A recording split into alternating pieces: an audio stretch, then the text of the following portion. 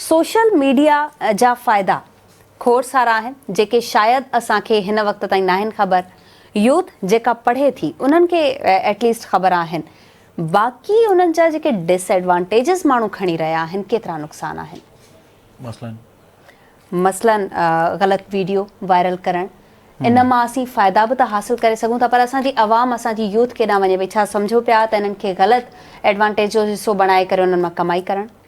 इनखे बि जेका पाण असां हिन ब्रेक खां अॻु में जेका ॻाल्हि कईसीं, जी, इनखे बि तव्हां अगरि उन एस्पेक्ट में ॾिसंदो त तव्हांखे पॉज़िटिविटी करण वारा, क्रिएटिव कमु करण वारा हूअं बि घटि ई मिलंदा।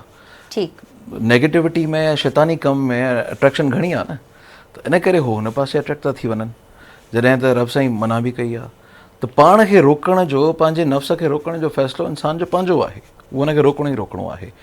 प्लस मज़े जी ॻाल्हि इहा आहे त अगरि तव्हां पॉज़िटिव कमु कयो, अगरि तव्हां क्रिएटिव कमु कयो त उनजी रीच डेफिनेटली तव्हांखे वधीक मिलंदी, but that's your on decision.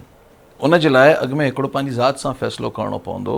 मिसाल जे तौर ते मां फ़ैसिलो कयां त मां कॾहिं बि गाॾी जेका आहे उहा रॉन्ग पार्किंग में न कंदुमि, न बीहारंदुमि, या मां कॾहिं बि रॉन्ग वे न वेंदुमि।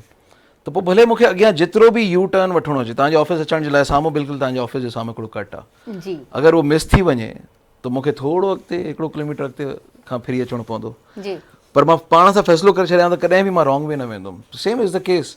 त तव्हां अगरि ज़िंदगी में फ़ैसिलो कयो त सोशल मीडिया ते बि तव्हां पंहिंजो नेगेटिविटी में कोई बि हिसो न विझंदो।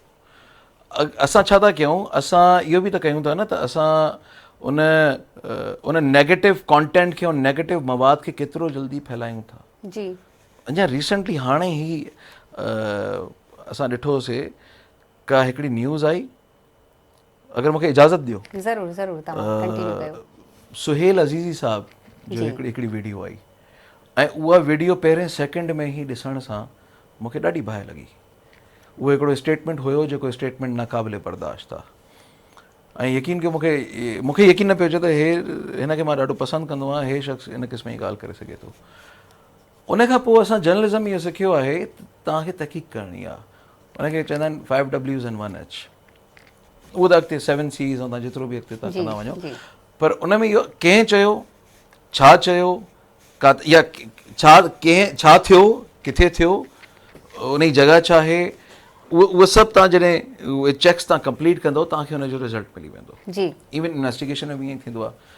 मां फ़ौरन हिकिड़ो जेको असांजो फैक्ट चेक आहे उन में चेक कयोसीं त इहो इवेंट किथे थियो हुयो। उन इवेंट जी वीडियो घुराए वरिती। ठीकु। जॾहिं उन में कॉन्टेक्स्ट में ॾिठो त उहो हिकिड़ो जुमिलो, मां हाणे रिपीट नथो करणु चाहियां, पर उनजो फ़ौरन ई नेक्स्ट सेकेंड जुमिलो इहो हुयो त हाणे इहो तव्हांजो फ़ैसिलो आहे, तव्हांजी मर्ज़ी आहे त तव्हां नेकीअ पासे था वञो या बदीअ पासे था वञो। सही। ठीकु आहे। अगरि तव्हां उन कॉन्टेक्स्ट खां बग़ैर, फ़ौरन ॿिए जुमिले खां बग़ैर ॿुधंदो, कंहिं बि बाशऊर इंसान खे बाहि लॻणु खपे। पर अगरि तव्हां ॿई जुमिला गॾु करे ॿुधंदो त वाक़ई सम्झ में थो अचे, उन में उनजो बि पंहिंजो कंसेंट बि नज़र थो अचे त हुन वीचारे जी नीयत छा हुई ऐं छा थो चवणु चाहे। ठीकु आहे। इहा वीडियो घटि में घटि बि 24 कलाकनि जे अंदरि मिलियंस में स्प्रेड थी वई।